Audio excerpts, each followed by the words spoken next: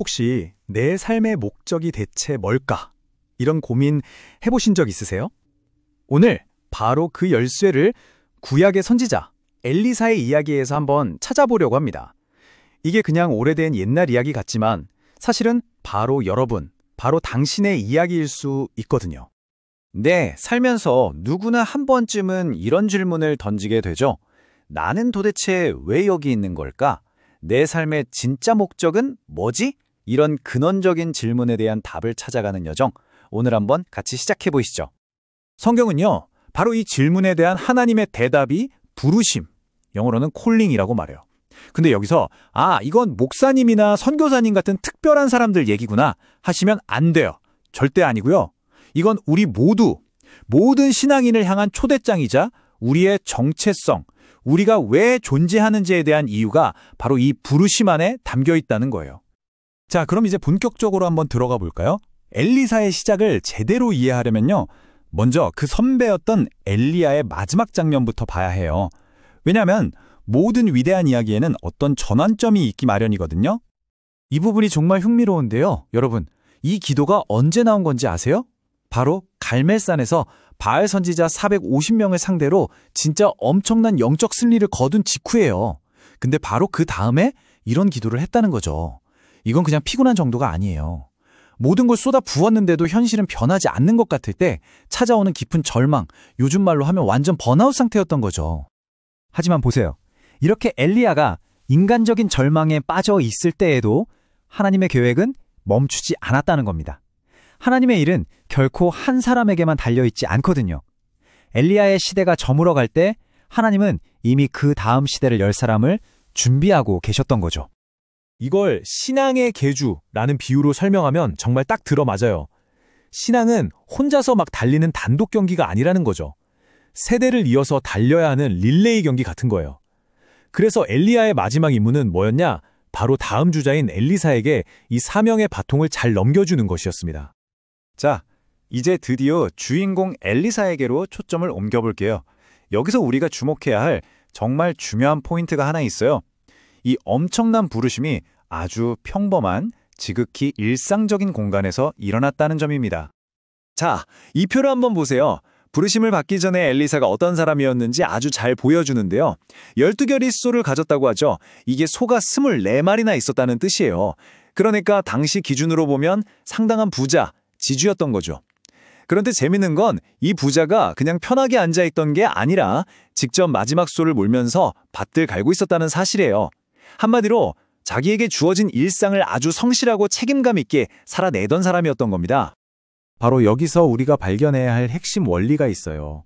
뭐냐면 하나님의 부르심은 무슨 신비하고 특별한 체험 속에서만 오는 게 아니라는 거예요.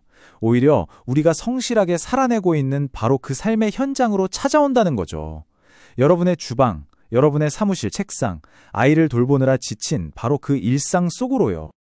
이 문장이 모든 걸 딱 요약해 주는 것 같아요.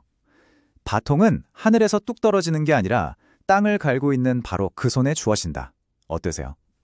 그러니까 지금 우리가 성실하게 감당하는 이 일상이 미래의 부르심을 위한 훈련장이라는 거죠. 하나님은 언젠가 불러주시면 그때 열심히 할게요 라고 말하는 사람을 찾으시는 게 아니라 이미 지금 자기 자리에서 성실하게 살고 있는 사람을 찾아오신다는 겁니다. 자, 그럼 이제 부르심의 가장 결정적인 순간으로 가보겠습니다. 엘리야가 자기 겉옷을 엘리사에게 던지는 아주 상징적인 행동이 나오거든요. 그 당시에 겉옷은요, 그냥 옷이 아니었어요. 그 사람의 신분, 권위, 능력, 정체성, 그 모든 걸 상징했거든요. 그러니까 엘리야가 엘리사에게 겉옷을 던졌다는 건 그냥 새로운 일 하나 해볼래? 이런 제안이 아니었던 거예요. 이제 너의 존재 자체가 바뀔 것이다 라는 선언이었죠. 이게 바로 정체성의 변화입니다. 이 표를 보시면 진짜 흥미로운 걸 발견할 수 있어요. 두 선지자의 이름의 뜻과 그 시대적 사명을 비교해보면 하나님께서 각 시대의 필요에 딱 맞는 사람을 어떻게 부르시는지 알 수 있거든요. 엘리야의 이름은 나의 하나님은 여호와시다. 우상 숭배가 만연했던 시대에 하나님의 주권을 선포하는 사명이었죠. 반면 엘리사의 이름은 하나님은 구원이시다. 무너진 나라의 회복과 치유를 선포하는 사명이었던 거예요. 그래서 우리는 사명이라는 단어를 다시 생각해 봐야 해요. 사명은 무엇을 할 것인가 라는 투두 리스트가 아니에요. 나는 누구로 살아갈 것인가 라는 존재에 대한 질문이죠.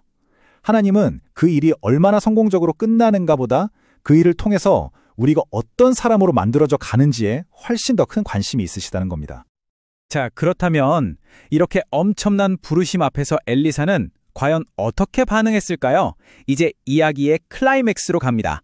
그의 아주 극적이고 결단력 있는 반응을 한번 자세히 뜯어보죠. 그의 행동을 보면요, 아주 명확하고 강력한 단계들이 있어요. 첫째, 자기 재산의 근원인 소를 그냥 버려두고 달려가죠.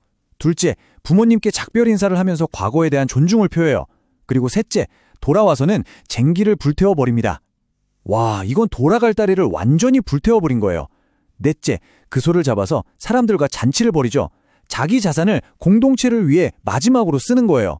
그리고 마지막으로 엘리야를 따르면서 완전히 새로운 삶을 시작합니다. 여기서 진짜 중요한 건 쟁기를 불태웠다는 게 그냥 옛날 물건을 버리는 행위가 아니었다는 거예요. 이건 자신의 과거, 자신의 옛삶 전체를 하나님께 제물로 바치는 희생제사와도 같았어요. 이제 다시는 돌아갈 길이 없다. 내 옛사람은 여기서 완전히 끝났다라는 공개적인 선언이었던 거죠. 자, 지금까지 엘리사의 이야기를 쭉 살펴봤는데요.